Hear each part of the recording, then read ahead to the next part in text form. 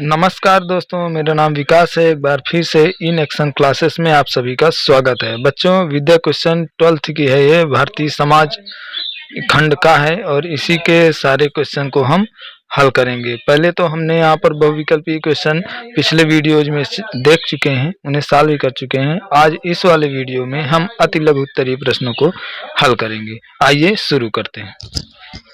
अति लघु उत्तरीय प्रश्न संख्या 1 देखिए। स्ववाचन किसे कहते हैं?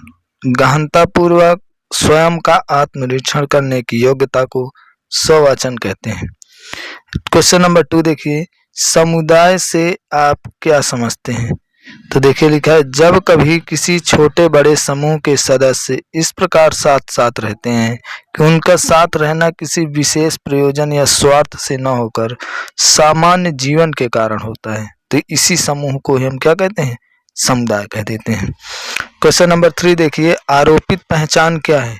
निपुणता एवं योग्यता से इतर किसी व्यक्ति की जन्म तथा संबंधों के आधार पर पहचान को आरोपित पहचान कहा जाता है। क्वेश्चन नंबर 4 देखिए। संस्कृति से क्या आशय है?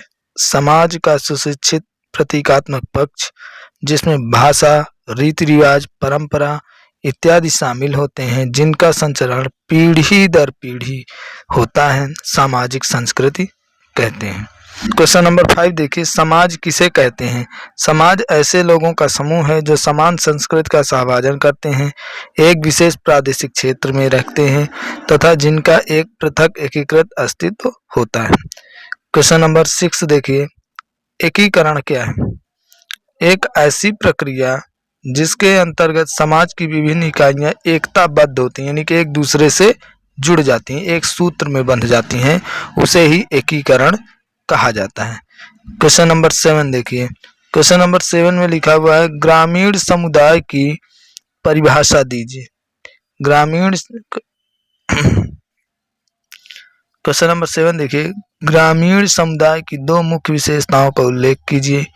ग्रामीण समुदाय की दो मुख्य विशेषताएं, धर्म एवं परंपरागत बातों पर अधिक बल दिया जाता है, यानी कि उनके जो खुद के परंपरागत आचार विचार है उन पर ज़्यादा बल देते हैं।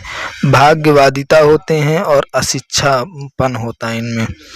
क्वेश्चन नंबर 8 देखिए, लिखा है समुदाय की 3 विशेषताएं बताइए। तो देखिए, निश्चित भूभाग भी होता है, व्यक्तियों का समूह होता है, सामुदायिक भावना होती है, सर्वमान्य नियम होते हैं, खुद के विकास के लिए प्रेरित होते हैं, विशिष्ट नाम होता है उनका, स्थायीपन होता है।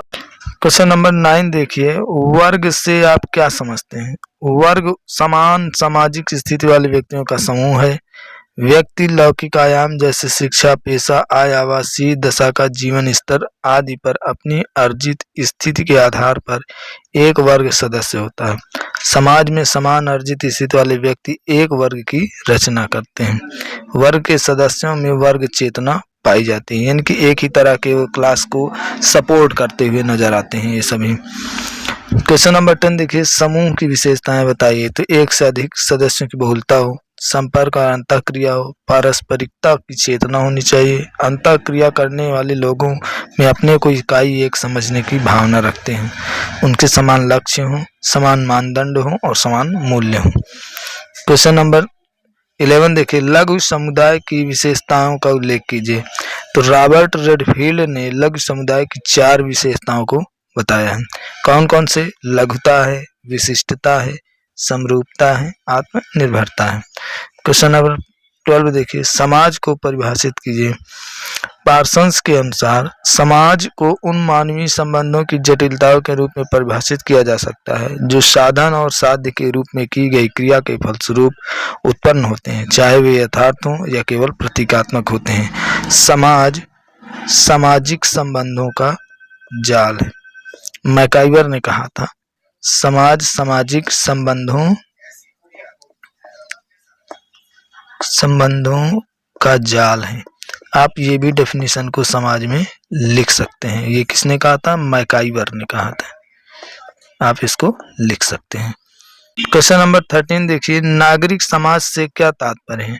नागरिक समाज का तात्पर्य सरकार तथा व्यवसायिक संगठनों से इतर ऐसे सामाजिक संगठनों से है जो स्वेच्छा सामाजिक कल्याण की भावना से जनता की सेवा करते हैं, जैसे गैर सरकारी संगठन NGO होते हैं, उपभोक्ता संगठन या पर्यावरणीय समूह। क्वेश्चन नंबर 14 देखिए, वर्ग को परिभाषित कीजिए। बोटा मोर के अनुसार वर्ग तथ्यता समूह होते हैं। वर्ग एक तरह के समूह होते हैं, अपेक्षाकृत उन्मुक्त होते हैं, बंद नहीं। आधार निर्विवाद रूप से आर्थिक होता है, लेकिन वे आर्थिक समूहों से अधिक हैं। वे औद्योगिक समाजों के लाक्षणिक समूह भी होते हैं। क्वेश्चन नंबर 15 देखिए, नगरीय समाज की 3 विशेषताएं बताइए। तो नगरीय समाज में सिंपल सी बात है, जटिलताओं का केंद्र होता है, द्वितीयक और औपचारिक संबंध पाए जाते हैं और उनमें सामुदायिक भावना नहीं पाई जाती। लोग खुद पर ही एक दूसरे से दूरी बनाए रखते हैं और खुद की विकास के लिए प्रेरित होते हैं। अगले वीडियो में बच्चों हम इसके लघु उत्तरीय और दीर्घ उत्तरीय प्रश्नों को हल करेंगे। तब तक स्वस्थ रहिए, मस्त रहिए और अपनी तैयारी जारी रखिए। परीक्षाएं पास में हैं, इसलिए पढ़ते रहिए। नमस्कार।